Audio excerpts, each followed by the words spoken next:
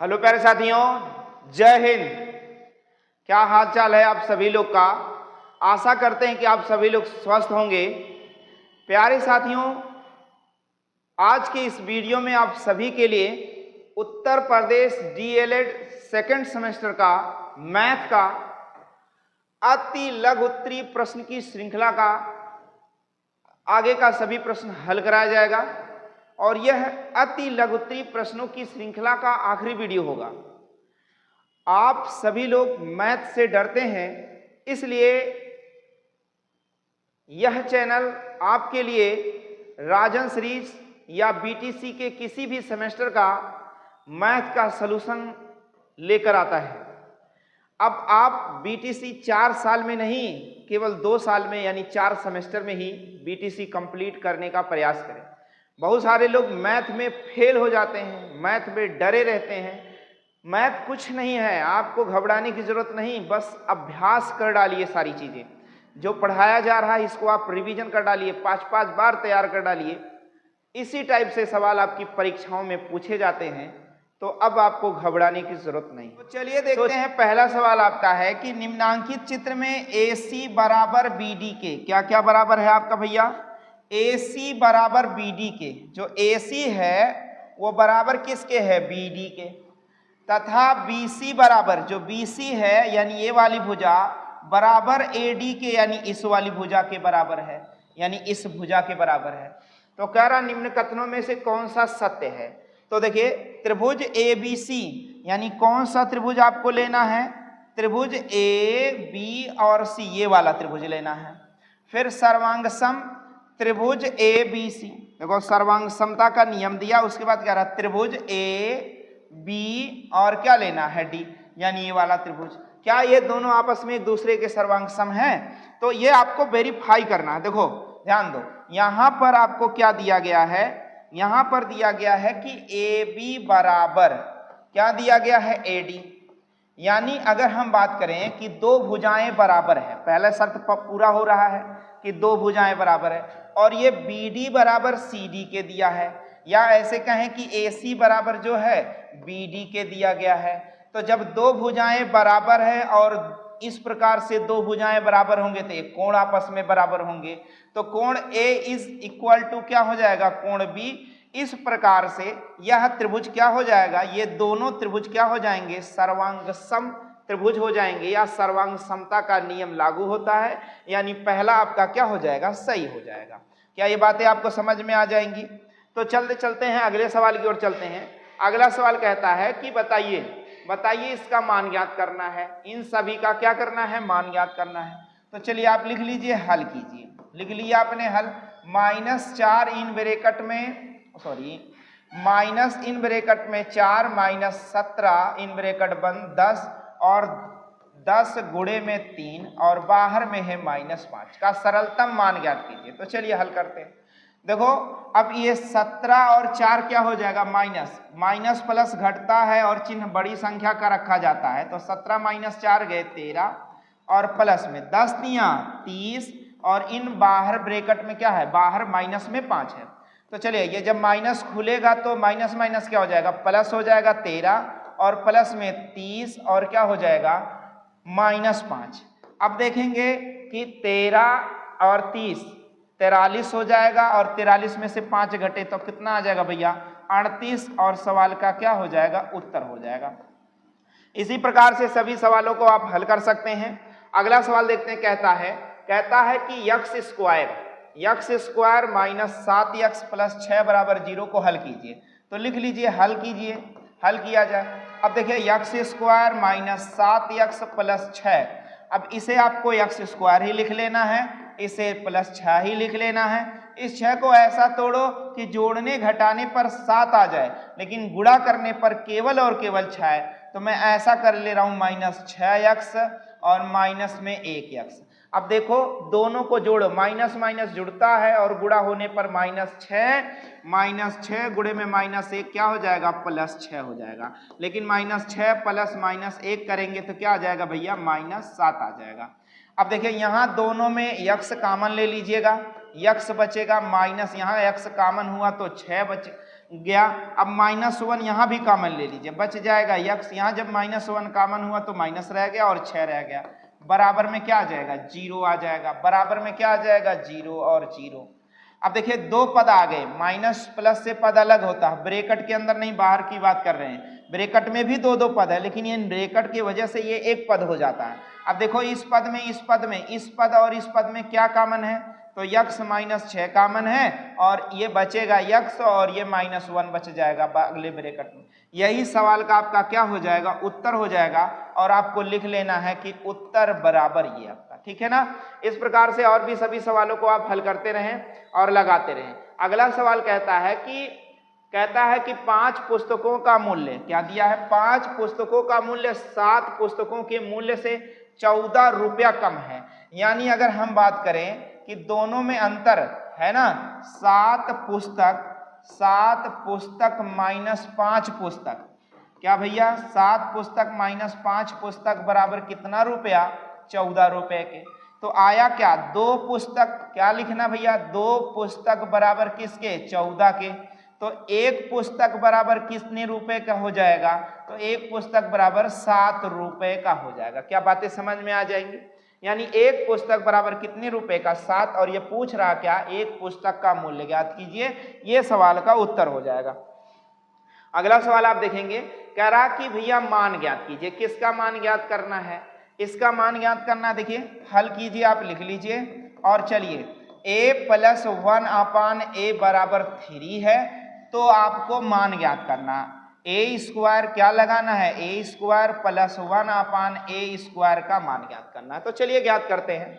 यहाँ दोनों पक्षों का वर्ग करने पर, क्या करने पर भैया, दोनों तरफ कहो या दोनों पक्षों का वर्ग करने पर, चलिए यहाँ दोनों पक्षों का वर्ग a + 1/a का होल स्क्वायर कर दें, बराबर 3 का भी वर्ग कर दें। यहाँ सूत्र लगा दें, पहले पद का वर्ग धन दूसरे पद का वर्ग धन 2 गुना पहला पद गुणे दूसरा पद, और 3 त्रिका 9 हो जाएगा।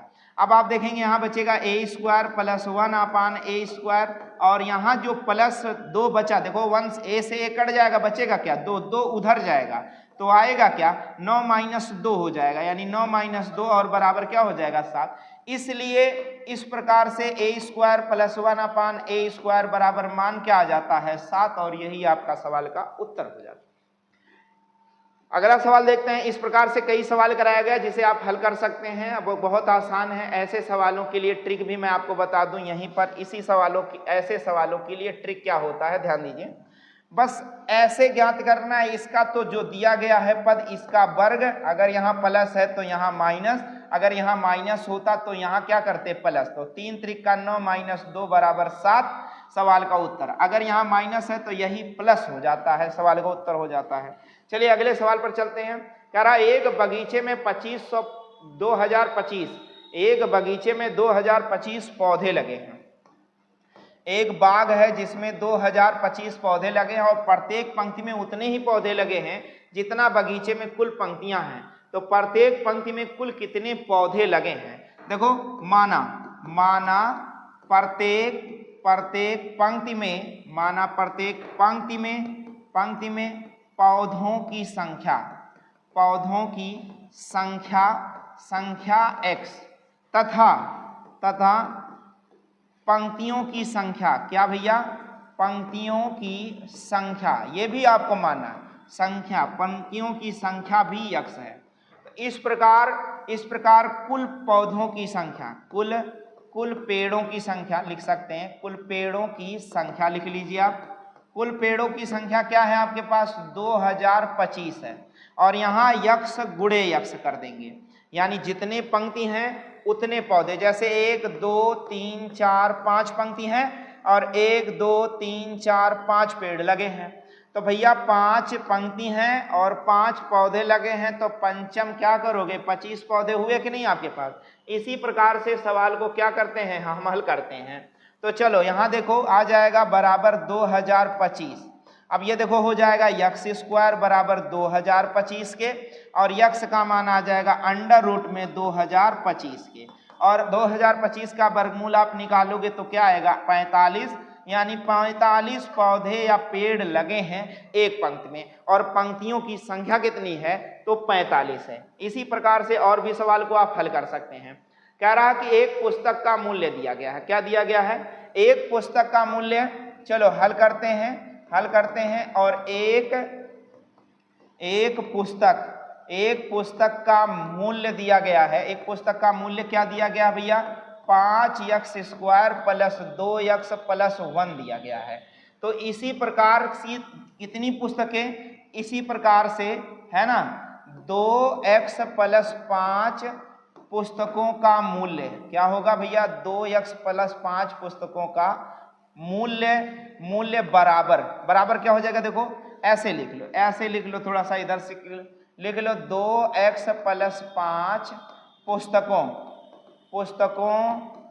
का मूल्य आप लिखोगे तो आ जाएगा भैया, पहले तो पुस्तकों की संख्या लिख लो 2x प्लस 5 और प्रत्येक संख्या से मूल्य में गुणा करा दो, x² प्लस 2x प्लस में क्या 1। तो चलो हम गुणा कराते हैं, इसका इसके साथ गुणा कराएंगे तो 2 पंचे 10 और x की 3 घात, इसका इसके साथ गुणा कराएंगे तो 2 दूनी 4x², इसका फिर इसके साथ गुणा कराएंगे तो 2x आ जाएगा, इसका गुणा कराएं तो 5 25x², इसका इससे गुणा कराएं तो 5 दूनी 10x और 5 एकन 5। अब सवाल का उत्तर, इसे थोड़ा सा और सही कर लें, क्या आ जाएगा भैया, 10x की 3 घात और देखो 25 2 27 प्लस में 25 4 29 x² आ गया। अब देखो 2 और 10 12x आ जाएगा और प्लस में क्या आ जाएगा 5। यही कुल पुस्तकों की क्या है भैया, पुस्तकों का मूल्य है, यही कुल मूल्य है। ये क्या हो जाएगा, कुल मूल्य हो जाएगा। क्या ये बातें समझ में आ जाएंगी आप सबको। चलिए अगले सवाल की ओर चलते हैं। अगला सवाल कह रहा -1/2। अगला सवाल है आपका, कहता है -1/2 तथा 5/4 के मध्य 2 समदूरस्थ संख्याएं ज्ञात कीजिए। तो ध्यान दीजिए, पहली संख्या आप लिखना चाहें तो चलिए -1/2 प्लस में 5/4 के टोटल बटे में 1/2 करना आप, मैं 1/2 से गुणा कर दे रहा हूं, ठीक है, वही टोटल में 1/2 गुणा कर देना है। तो चलो यहां पर आप देखोगे 2 और 4 का एलसीएम 4 हुआ, 2 से 2 दूनी 4, 2 1 2 हो गया और प्लस है तो प्लस, 4 से 4 कट जाएगा, रह जाएगा ये और 1/2। अभी आप देखोगे 5 में से 2 जाएगा 3 और बटे में 4 और गुणे में क्या है 1/2। इस प्रकार से 3 1 3 और 4 दूनी 8। ये पहली संख्या आ गई। ये क्या आ गई भैया, पहली संख्या आ गई। बात समझ गए ना, पहली संख्या। अगर हमें दूसरी संख्या ज्ञात करना है तो हम लिखेंगे दूसरी संख्या लिखेंगे, और दूसरी संख्या लिखेंगे तो देखो अब एक संख्या ये आ गई, इसके मध्य की ठीक संख्या, इस संख्या से इस संख्या को ले लो, 3/8 प्लस में 5 क्या ले लो 4, और इन सबका भी 1/2 से गुणा होगा, तब जाके सवाल का उत्तर आएगा। तो चलो 4 और 8 का एलसीएम 8 हो जाएगा, 8 से 8 कट जाएगा, रह जाएगा 3 प्लस 4 दूनी 8 और 2 पंचे 10 और गुणे में क्या 1/2। चलो ऊपर 13 आ गया, नीचे 8 आ गया और गुणे में 1/2 आ गया। इस प्रकार से 13/8 दूनी 16 हो गया। ये क्या है भैया, दूसरी संख्या है, दूसरी संख्या। इसी प्रकार से आपको लिखना ताकि पूरा नंबर मिले भैया, ठीक है। हाँ, थोड़ा सा आपको कवर कर देना है, इसके से गोला कर देना है, मतलब बॉक्स बना देना है। चलिए अगले सवाल की ओर चलते हैं। अगला सवाल कह रहा है कि भैया इसका गुणनखंड कीजिए। इसका गुणनखंड करना है आपको, देखो कितना आसान है। चलो मैं लिखता हूं, हल कीजिए। अब देखो a⁵b और माइनस में ab⁵ का गुणनखंड करना है, तो आप पहले ab कॉमन ले लो, तो बचेगा क्या a⁴ माइनस b⁴ बचेगा। क्या बचेगा, b⁴ बचेगा। बात समझ में आ गया। अभी आप देखोगे कि यहाँ पर ab और ये है क्या, a² का होल स्क्वायर है और ये b² का होल स्क्वायर है। जैसा कि आपको पता है कि a² माइनस b² बराबर होता है a माइनस b और क्या होता है a प्लस b होता है। अब देखिएगा, आप ध्यान दीजिएगा, a b और यहां पर क्या बनेगा, 2 ब्रैकेट बनेगा, ए स्क्वायर माइनस बी स्क्वायर और फिर क्या बनेगा, ए स्क्वायर प्लस बी स्क्वायर, ये बनेगा। अब देखेंगे ए बी और यहां पर एक ए स्क्वायर प्लस बी स्क्वायर रहने दिया जाएगा, इसे फिर से उसी सूत्र में तोड़ दिया जाएगा, ए माइनस बी अगले ब्रैकेट में ए प्लस बी। यह जाके आपका सवाल का क्या होता है, उत्तर होता है, और इसे नोट करना है आपको। अगला सवाल देखते हैं, कह रहा एक आयताकार बगीचा है, बाग है, मैदान है। एक आयताकार बाग है, बगीचा है, मैदान है, समझ रहे हैं, मैदान, एक आयताकार मैदान है, 190 मीटर, देखो क्या कहा, एक आयताकार 190 मीटर लंबे तार से घिरा है। आयताकार मैदान है, बगीचा है, जो भी है आप इसको समझ कर चलें। कह रहा एक आयताकार मैदान है, क्या भैया, आयताकार मैदान है, एक आयताकार मैदान है, 190 मीटर लंबे तार से घिरा हुआ है। एक आयताकार मैदान है, 190 मीटर लंबे तार से क्या है, घिरा है। कह रहा यदि मैदान की लंबाई, मैदान की क्या है, लंबाई जो है, मैदान की लंबाई जो है वो चौड़ाई, यानी किससे, चौड़ाई की, यानी चौड़ाई माना यक्स है, तो उसकी लंबाई क्या हो जाएगी, 3x/2 हो जाएगी, गुनी है। तो मैदान की लंबाई चौड़ाई ज्ञात कीजिए। देखो 190 मीटर लंबा तार, अब आपको क्या करना है भैया, आयत का परिमाप लिखना, क्या लिखना है, परिमाप। तो आयत का परिमाप होता है 2 इंटू में l प्लस b होता है, और ये बराबर किसके है, 190 के हैं।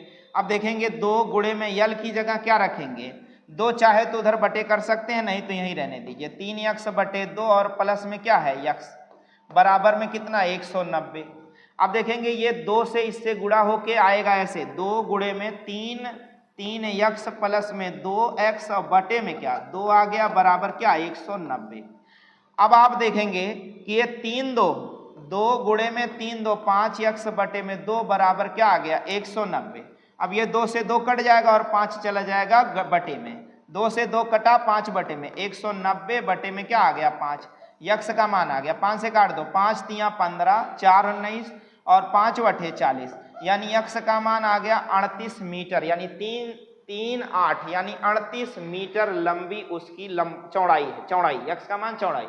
और क्या है, लंबाई भी पूछा है, तो लंबाई का मतलब आप देखो इसकी लंबाई कितनी है, तो लंबाई आपको ज्ञात करना है, तो भैया 3x/2 है, तो 3 गुणे में क्या लगाओगे, 38 और बटे में 2, 19 दूना 38 और 19 आ जाएगा, 19 तिया क्या आ जाएगा, 57 मीटर, सवाल का उत्तर।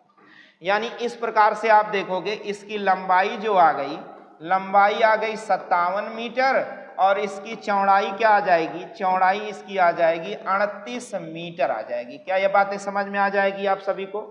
चलिए अगले सवाल की ओर चलते हैं। अगला सवाल कहता है 8x, चलिए मैं लिखता हूं, हल कीजिए। अब लिखिए 8x प्लस 21/4 बराबर 3x प्लस 6 को हल कीजिए। देखिए 8x रहने दिया जाए, 3x को उठा के इधर लाइए, इधर इसको इधर ले चलिए, 21 बटे क्या लीजिए 4, तो 4 छक 24 माइनस 21 बराबर 3/4 हो जाएगा। 8 में से 3 गया तो क्या आ जाएगा 5x, 5 गुणे में है 5 बटे में, x का मान आ जाएगा 3/4 पंचे 20, यानी x का मान 3/20। इस प्रकार से ये सवाल का क्या हो जाएगा, आपका उत्तर हो जाएगा। चलिए अगले सवाल की ओर चलते हैं। अगला सवाल आपका कहता है हल कीजिए। दिया गया समीकरण और इसे क्या करना, आपको हल करना है। तो मैं आपको लिए देता हूं, हल कीजिए। अब देखेंगे आप ऐसे 2 समीकरण हैं आपका, तो आप पहला समीकरण x प्लस 2y बराबर 7, अब देखेंगे 2x प्लस y बराबर 5। अब आपको x और y का मान ज्ञात करना है, तो एक काम करते हैं, 1 से ऊपर गुणा और नीचे 2 से गुणा। जब इसका इससे गुणा कराएंगे तो क्या आएगा, x प्लस क्या आएगा 2y और बराबर में क्या 7, इसका इससे गुणा कराएं, 2 दूनी 4x प्लस 2y और बराबर 2 पंचे 10। अब हल कर देंगे, ये आपका तीसरा समीकरण आ गया और ये आपका चौथा समीकरण आएगा। 3 और 4 को हल करने पर यहाँ माइनस लगाएंगे, ये माइनस और ये माइनस, देखेंगे ये दोनों कट जाएगा यानी खत्म हो जाएगा। 4 में से 1 जाएगा, बचेगा क्या 3x, वो भी किस में, माइनस में। यहाँ देखो 10 में से 7 जाएगा तो बचेगा 3, वो भी किस में, माइनस। देखो माइनस और माइनस कट जाएगा। अब आप समझोगे कि यक्स बराबर क्या आ गया, -3/-3, यानी जहां पर 1 आ गया। मैं ऐसे कह सकता हूं कि यक्स का मान क्या आया, 1 आया। यक्स का मान 1, यानी यक्स का मान, एक्स का मान समीकरण, कहां भैया, समीकरण 1 है, समीकरण 1 में रखने पर, क्या है, रखने पर। अब ध्यान दो, समीकरण 1 क्या कहता है, यक्स प्लस 2y बराबर क्या, 7। यक्स की जगह 1 रखोगे तो 1 उधर जाएगा, माइनस हो जाएगा, यानी 2y बराबर 6, तो y बराबर क्या आ जाएगा, 3। इस प्रकार से आपका यक्स का मान आ जाएगा 1 और y का मान क्या आ जाएगा, 3। इसी प्रकार से और भी सभी सवालों को आप हल कर सकते हैं। प्यारे साथियों, आप देख रहे हैं कि इस प्रकार से आपको सवालों को हल कराया गया। कौन से प्रश्नों को हल कराया गया, अति लघुत्तरी प्रश्नों को आपको क्या कर दिया गया, हल करा दिया गया। अब यह अति लघुत्तरी प्रश्नों की श्रृंखला समाप्त होती है। अब आपको अति लघुत्तरी प्रश्नों की श्रृंखला बनाकर वीडियो के माध्यम से आपके अपने इस YouTube चैनल पर अपलोड कर दिया जाएगा, जिससे आपकी अच्छे से अच्छी तैयारी हो पाए और इसे आप अच्छे से तैयार कर डालें, देख डालें। और आशा करते हैं कि यह वीडियो आपको अच्छा लगा होगा, तो लाइक, शेयर और सब्सक्राइब करना बिल्कुल ना भूलें। साथ ही साथ बेल आइकन यानी घंटा जरूर दबाएं, ताकि हमारे अगले वीडियो का नोटिफिकेशन आप तक समय से पहुंचे। मिलते हैं आपसे अगले वीडियो में, तब तक के लिए जय हिंद।